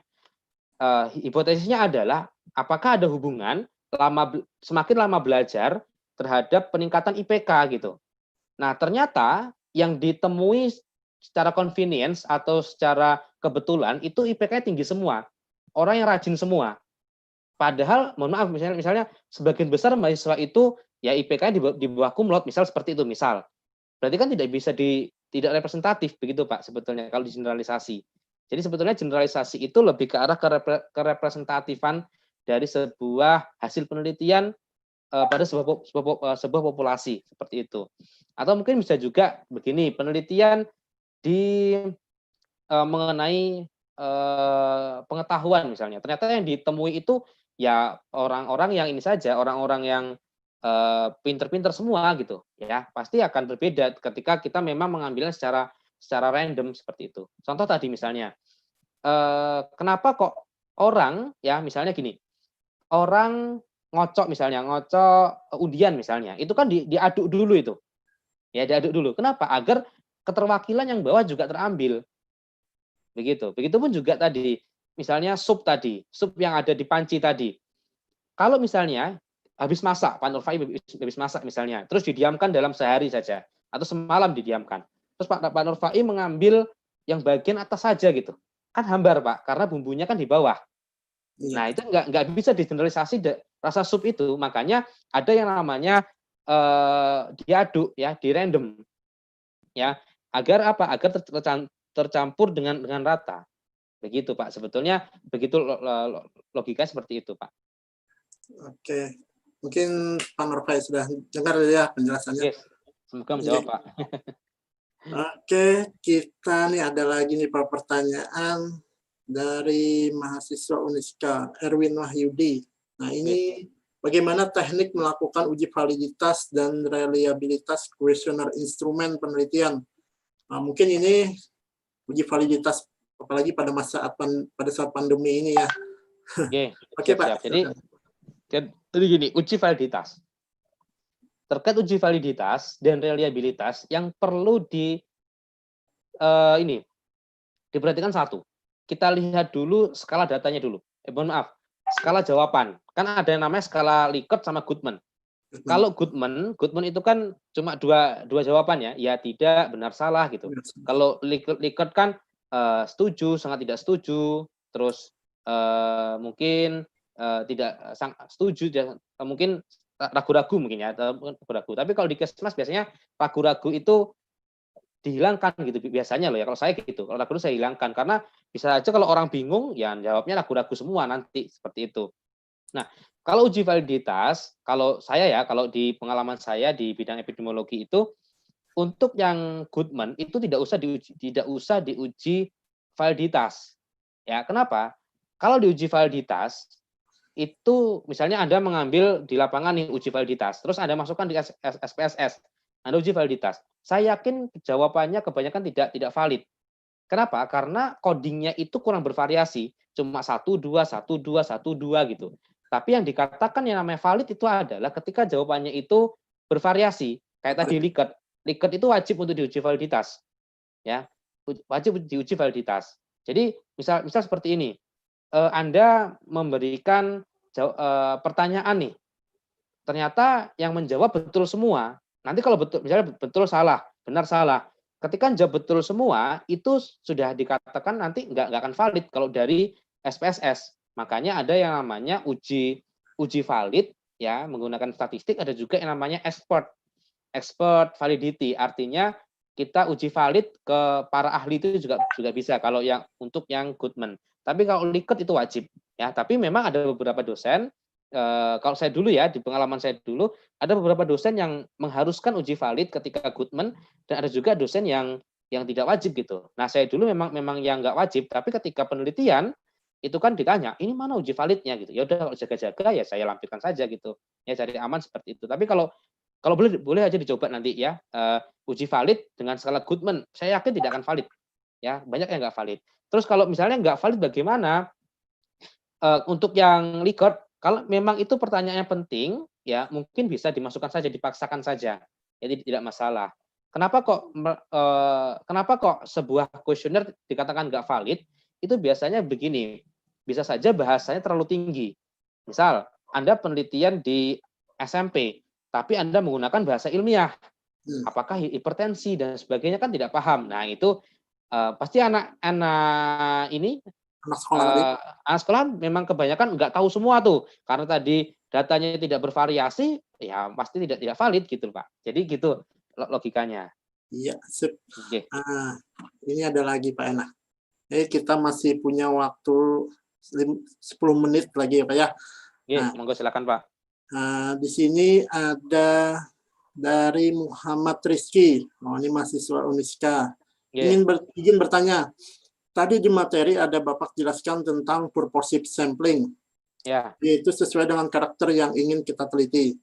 Betul. Pertanyaannya, bagaimana cara kita menentukan bahwa orang tersebut sesuai dengan karakter yang ingin kita teliti? Ya. Baik, seperti ini.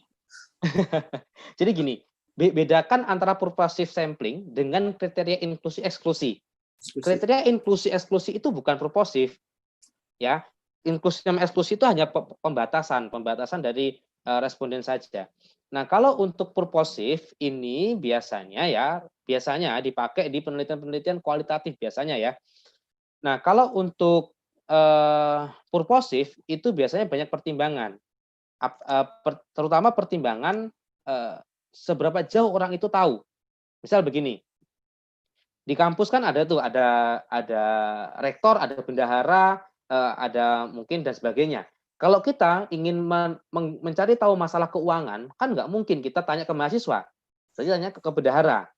Ya, kalau pengen tahu misalnya rencana pengembangan kampus selama 10 tahun ke depan, pasti rektor gitu. Ya nggak mungkin tanya ke kaprodi gitu ya, atau mungkin tanya ke yang lebih bawah, tidak mungkin. Jadi sebetulnya pemilihan secara purposif itu tergantung dari data apa yang ingin ditanyakan. Terus misal lagi mengenai COVID-19 misalnya. COVID-19 yang tahu ya memang gugus tugas. Berarti purposifnya adalah yang pertama orang yang mengetahui mengenai perkembangan COVID, yang kedua mengetahui apa gitu. Jadi lebih ke apa ya, tujuan penelitiannya seperti apa, itu yang disesuaikan gitu ya. Jadi itu namanya purposive sampling. Saya ulangi lagi, purposive sampling itu bukan kriteria inklusi eksklusi, itu bukan.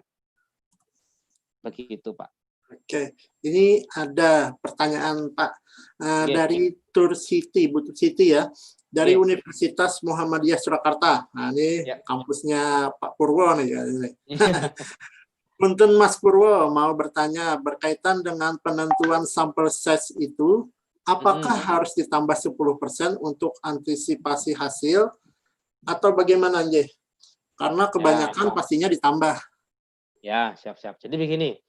Jadi setahu saya terkait sampling ya, jumlah sampling itu begini. Sebetulnya banyak ini ya, banyak rumus ya, rumus sampel. Ada Lemshow ya, ada Kelsey, ada Kataslovin dan sebagainya. Sebetulnya rumus itu betul semua ya.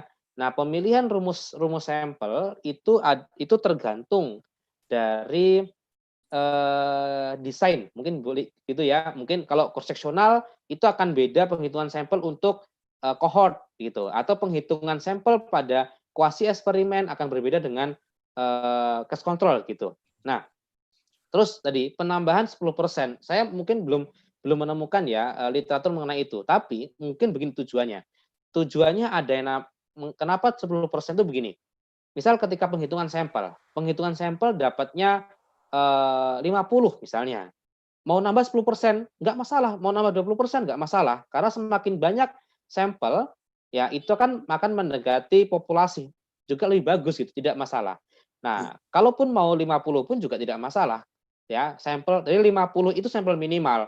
Nah, ini yang perlu digarisbawahi, sampel minimal. Jadi penghitungan sampel yang sudah dilakukan itu adalah sampel minimal, di mana kalau lebih itu tidak masalah. 10% boleh, 20% boleh, tidak masalah. Karena semakin banyak sampel, semakin bagus hasil penelitiannya. Dampaknya apa? Dampaknya nanti lebih ke keterpercayaan penelitian. Nah, kalau kita misalnya kita penelitian chi-square misalnya, atau itu yang bivariat ya, maaf, bukan penelitian, statistik chi-square misalnya, atau statistiknya regresi misalnya, pasti ada yang namanya confidence interval, CI. Confidence interval itu ada yang namanya nilai lower sama upper. Lower sama upper, biasanya seperti ini, 1,5 sampai 5,5. Nah, kalau CI-nya itu rekat, ya rekat itu enggak terlalu lebar, itu berarti penelitiannya itu bagus, artinya lebih terpercaya daripada CI-nya itu lebar, misalnya 1,5 sampai 100,10 atau 100,6 misalnya, itu lebar banget, berarti tidak, kurang terpercaya gitu. Nah, kenapa sih CI itu tadi enggak terpercaya atau mungkin kurang terpercaya? Karena sampelnya sedikit. Makanya sebetulnya semakin besar sampel semakin bagus sebetulnya. Gitu, ya. Yang penting sampel minimal terpenuhi. Gitu. Nah, ini banyak sekali, ini masih ada waktu 6 menit ya Pak ya. Nah, ini dari Pak Arif Wibowo dari UNY Pak. Ini ingin bertanya, tim series terkait perilaku apakah dapat dijamin validitasnya daripada pre dan post? Tim series. Time series, oke. Perilaku. Pre dan post ya Pak. Dapat dijamin validitasnya. Ya sebetulnya begini, sebetulnya kalau berbicara validitas itu juga berbicara mengenai tadi bias Pak ya, bias, jadi kesalahan penelitian. Kalau kita ingin menjamin validitasnya atau menjamin kebenarannya dari penelitian tadi, kita lihat dulu apakah memang dalam pengambilan informasi itu sudah benar. Karena tadi ada dua jenis bias, bias informasi ya dan bias seleksi. Sebetulnya lebih mengarah ke bias informasi. Bagaimana cara ngukurnya dulu, itu betul atau tidak? Ya, terus kalau bicara perilaku, betul nggak itu kuesionernya ya atau instrumen yang diukur? Misalnya kayak tadi, jangan sampai ketika mengukur misal mengukur panjang menggunakan tangan gitu, bukan menggunakan penggaris atau menggunakan meteran. Jadi sebetulnya dilihat dulu dari cara pengukurannya. Terus kalau dilihat secara hierarki, sebetulnya lebih bagus ke pre dan post ya, pre dan post karena dia lebih ke eksperimen kalau secara hierarki. Begitu, Pak. Oke. Ini ada satu lagi Pak ya, ini mungkin closing nih ya, closing untuk pertanyaan. Mungkin karena sudah waktunya, kasihan nanti kalau ada yang mau istirahat, ini kita sudah lumayan waktunya. Ini dari Merauke Pak, dari Jayapura. Mohon izin bertanya terkait uji normalitas data. Kapan uji normalitas itu digunakan? Kemudian terkait penggunaan uji Fisher, syarat apa yang harus dipenuhi untuk uji tersebut dari Bu Sulistiani? Baik, terima kasih Ibu. Baik. Jadi begini Ibu, uji normalitas. Jadi uji normalitas itu digunakan kalau kita ingin meneliti tadi ya pengaruh atau hubungan Ibu. Dan di situ ada variabel numeriknya. Itu yang utama. Ya, jadi yang penting ada numerik. Kalau ada numerik wajib uji normalitas. Ya, contoh seperti ini. Itu mau data univariat maupun data mau analis bivariat ataupun misalnya univariat ya tidak betul perlu sebetulnya ya. Tapi yang di bivariat, yang penting ada data numerik itu wajib diuji normalitas. Wajib. Karena kenapa? Karena untuk memilih yang namanya desain penelitian. Ya, mohon maaf. Uji statistik. Ya, untuk memilih uji statistik. Nah, ini. Jadi untuk memilih uji statistik, uji normalitas itu untuk menentukan apakah saya menggunakan parametrik atau saya menggunakan non parametrik. Kalau parametrik itu adalah hasil analisis normalitas itu normal. Kalau non parametrik tidak normal. Jadi minimal dua variabel. Terus setelah itu, misal nih variabel bebasnya, contoh ini numerik ya. Contoh variabel ini normal, ini tidak normal misalnya ya. Kalau satu tidak normal berarti memang tidak normal data di situ. Ya, jadi itu. Jadi yang penting ada variabel numerik. Terus setelah itu ada satu lagi tadi Ibu bertanya mengenai Fisher exact ya. Sebentar saya coba carikan ini sebentar. Nah ini. Oke, sebentar saya cari dulu ada materi sebentar. Oke, guys, saya cari. Oke, sebentar. Baik, ini sebetulnya di buku saya Bapak ya, di chi-square. Jadi saya membahas juga mengenai chi-square atau uji beda proporsi ya, atau uji hubungan sama saja sebetulnya. Terkait bahasa aja. Nah, kalau uji chi-square ya gini, Fisher exact itu adalah uji alternatif kalau chi-square tidak terpenuhi. Kalau kita berbicara chi-square, itu akan ada namanya tabel kontingensi. Tabel kontingensi itu tabel silang ya. Ada A, B, C, D. Misalnya ini merokok terhadap jantung koroner gitu ya. Nah, terus bagaimana ini ada syaratnya. Syaratnya adalah yang pertama, tidak ada nilai 0 pada salah satu kolom tabel kontingensi. Kalau dalam tabel kontingensi ada nilai 0, sudah pasti itu menggunakan Fisher exact. Gitu ya. Terus yang kedua adalah apabila tabel kontingensi 2x2 ya, tabel 2x2, ini tabel 2x2, maka tidak boleh ada yang namanya nilai expected-nya di bawah 5. Expected itu adalah seperti ini. Misal expected nilai kolom A adalah jumlah AB ditambah jumlah AC ya. Ini mohon maaf kalau nggak salah ini dikali total. Itu untuk melihat expected. Begitupun juga yang B. Jumlah di sini ya, terus dibagi ini dikali total. Mohon maaf, semoga tidak salah gitu ya. Jadi nilai expected itu adalah untuk mencari nilai ekspektasi di setiap selnya. sebetulnya kalau ini penghitungan manual, saya dulu teringat masih zaman S1 itu statistik harus hitung manual semua, mulai dari chi-square sampai t-test dan sebagainya. Nah, tapi kalau untuk di SPSS itu biasanya akan muncul seperti ini, Ibu. Kalau di SPSS muncul mana ya? Sebentar, maaf. Nah, ini ya akan muncul di sini.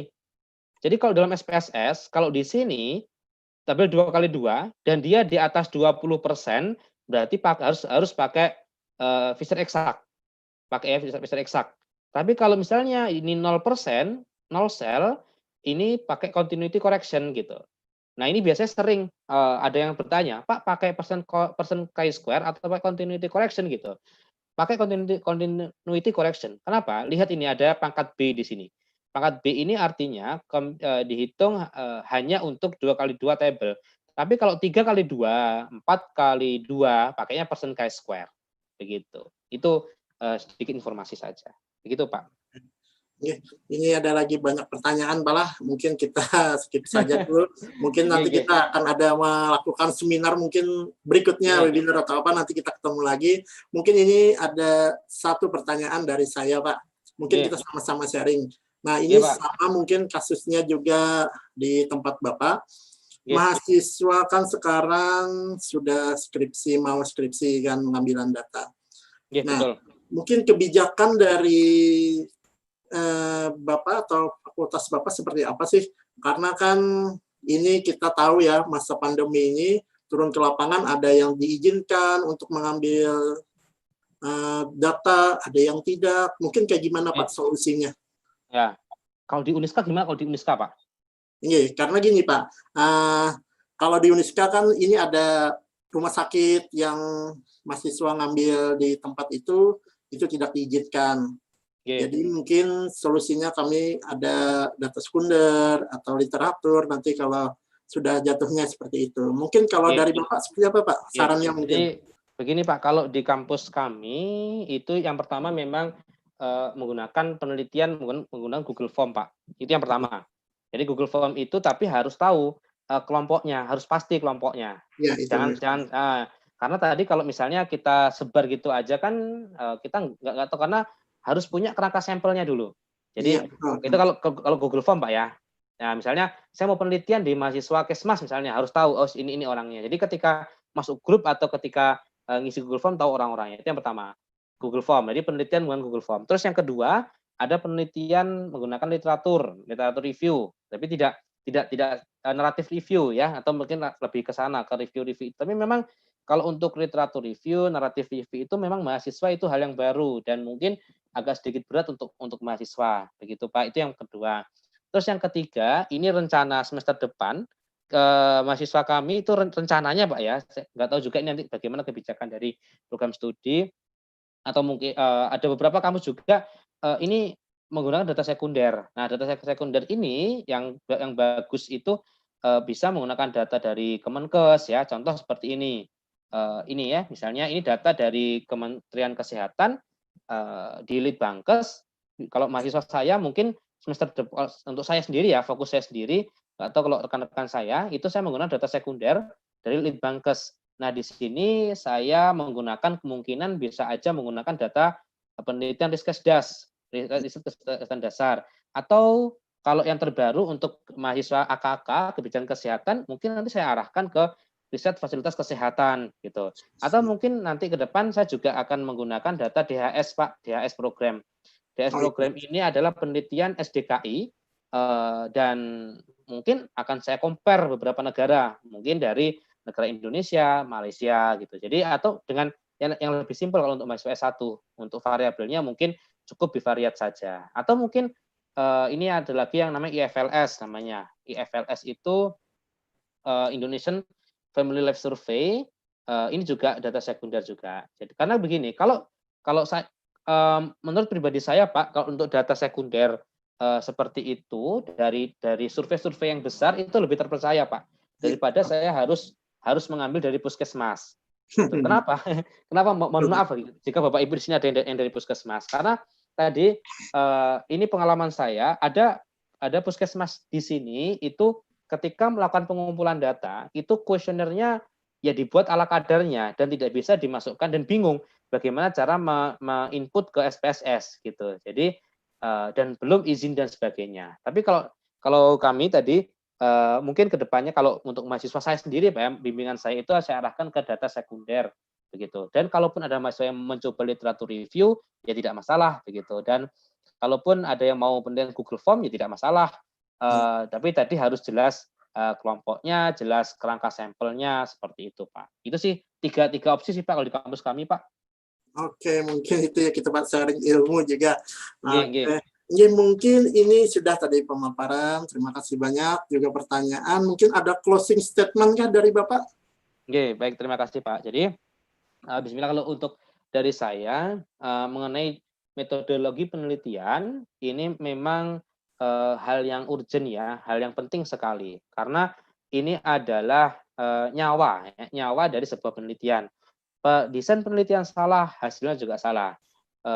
Setelah itu sampel juga ya, pemilihan sampel. Kalau misal dan tadi jangan sampai kita itu katakanlah begini.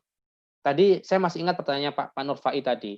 Jangan sampai kita mengaku gini, oh ini penelitian saya satu Uniska gitu. Tapi ketika dilihat dari pengambilan sampelnya ternyata dia tidak mengarah ke random seperti itu ya. Kalau saya seperti itu. Dan juga untuk mahasiswa dalam rangka ini meningkatkan juga publikasi Pak ya. Kalau saya mahasiswa hasil dari penelitian ada baiknya mahasiswa juga menjaga kualitasnya agar bisa dipublikasikan di jurnal-jurnal nasional punya sendiri atau jurnal yang di luar kampus. Karena kan lihat 9 standar itu Pak ya, kan ada yang namanya sitasi Pak ya di 9 standar itu. Ya, nah, betul. itu juga penting Pak, karena harus publikasi juga harus banyak. Makanya misalnya penulis pertama itu mahasiswa, penulis keduanya atau ketiganya itu dari dosen untuk meningkatkan sitasi juga. Kalau di kampus kami ada BSR Pak. BSR itu Borneo Research Student. Jadi seluruh hasil penelitian mahasiswa, skripsi mahasiswa kita ubah ke jurnal, ke artikel publikasi dan kita publikasikan di jurnal mahasiswa di internal kampus kami seperti itu. Dan tadi bagi Bapak Ibu di sini terkait penelitian juga, ketika ingin mencoba ke penelitian internasional ya, jangan takut Bapak Ibu, karena memang untuk penelitian ini tidak di jurnal internasional tidak sesulit yang kita bayangkan begitu. Oke, baik, mungkin begitu Pak. Yang penting ada di mahasiswa di sini, don't be afraid to fail but be afraid not to try. Jangan takut salah tapi takut untuk tidak mencoba. Baik, mungkin sekian Pak. Terima kasih Pak Edi atas waktunya dan kesempatan yang diberikan kepada saya. Ya, terima kasih banyak Pak, ilmunya yang sungguh luar biasa. Oke. Aduh, alhamdulillah kita sudah waktunya sudah hampir 1,5 jam kita sudah melakukan kuliah virtual ini. Baik, ini mungkin saya akan menyampaikan kesimpulan mungkin ya, mungkin ini dari saya juga. Mungkin kita salah satu indikator yang paling penting dalam suatu penelitian pastinya adalah metode penelitian. Apabila metode penelitiannya tidak dilakukan dengan baik dan benar, pasti akan berpotensi terhadap kesalahan daripada pengolahan hasil dan pembahasan ya, hasil dan data dan pembahasan di bab berikutnya. Nah, kenapa? Karena ini merupakan tolak ukur dari kualitas sebuah riset, karena metode merupakan alur dan mekanisme kita. Oleh sebab itu menjadi bahan pembelajaran kita bersama bahwa betapa penting pembelajaran metodologi penelitian ini. Mungkin artinya ya, mungkin ulun persingkat lagi. Dari kata lain yang dimaksud tadi, baik atau tidaknya kualitas penelitian itu salah satu indikatornya adalah melihat dari metode penelitiannya. Betul ya Pak ya, mungkin seperti itu. Oke, Pak. Oke. Karena saya sering bilang ke mahasiswa kalau metode penelitian itu adalah jantungnya. Jantungnya penelitian kita, kalau kita salah ya Allahu alam ya kan Pak. Takutnya itu yang kita khawatirkan. Nah, juga kita mengutip dari Pak Hamka, beliau mengatakan iman tanpa ilmu bagaikan lentera di tangan bayi. namun ilmu tanpa iman bagaikan lentera di tangan pencuri. Wah, itu mantap sekali kalimat dari Pak Hamka. Oke, mungkin ulun mengucapkan terima kasih kepada Pak Purwo selaku narasumber dan juga kepada seluruh peserta kuliah virtual hari ini. Saya punya pantun mungkin terakhir, jalan-jalan ke rumah sakit sanglah sambil makan buah durian. Pelajarilah metodologi penelitian, kunci sukses dalam penelitian. Mantap, Pak. Oke. Saya selaku moderator memohon maaf kalau ada salah kata dalam acara kuliah Fakar pada hari ini. Terima kasih semua kepada Pak Purwo, Bu Dekan yang telah berhasil kita mengadakan acara hari ini, panitia juga semuanya. Baik, saya akhiri. Wabillahi taufiq wal hidayah. Wassalamualaikum warahmatullahi wabarakatuh. Baik, saya kembalikan ke Bu Norsita ya sebagai MC. Oke, silakan Bu Norsita. Ya, terima kasih Bapak Purwo. Masya Allah, luar biasa ilmunya. Sangat menjadi penerang bagi kita ya, seorang riset, seorang dosen. Nah, terima kasih kepada Bapak Edi Rahman yang telah memandu kegiatan kuliah pakar kita hari ini sampai saat ini. Dan tak lupa saya ucapkan terima kasih kepada narasumber yang luar biasa materinya pada hari ini, menarik sekali pembahasannya. Yang sangat menjadi jalan lurus bagaimana harus melakukan metode penelitian. Dan para teman-teman peserta kuliah pakar pada hari ini yang masih berada di ruangan Zoom kita ini. Bapak Ibu, selanjutnya izinkan saya untuk mengambil foto pada ruangan Zoom ini. Mohon bantuannya Bapak Edi untuk sesi foto bersama. Silakan Bapak Ibu untuk menampilkan wajahnya pada layar Zoom pada saat ini. Mohon izin Bapak Edi dipersilakan.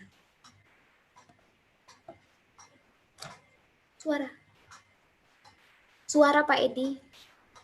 Oke, kita punya 4 room di sini layarnya. Oke, ini untuk layar pertama ya, saya hitung. 1, 2, 3.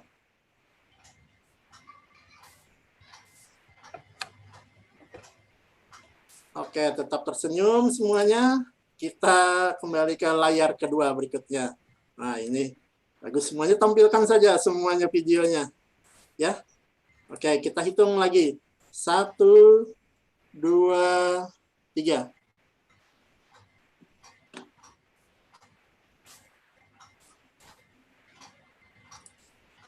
Oke, ini yang ketiga. Nah, ini banyak juga nih. Oke, kita hitung. 1, 2, 3.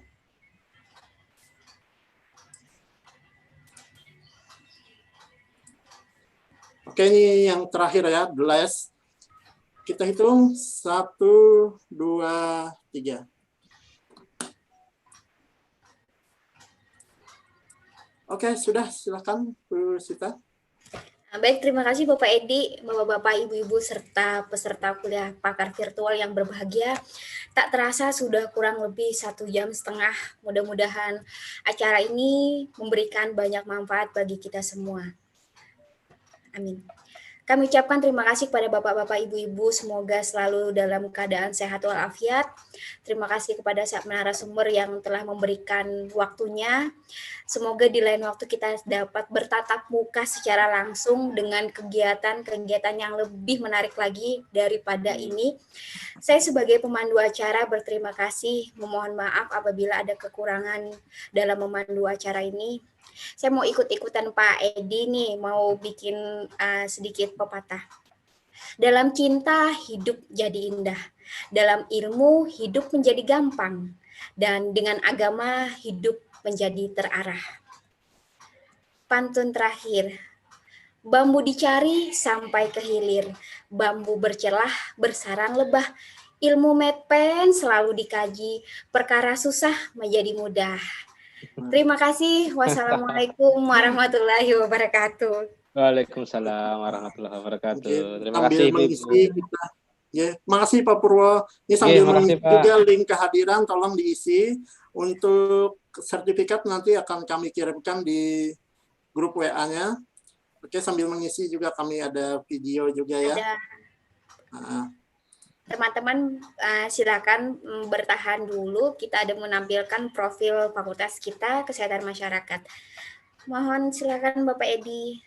oke.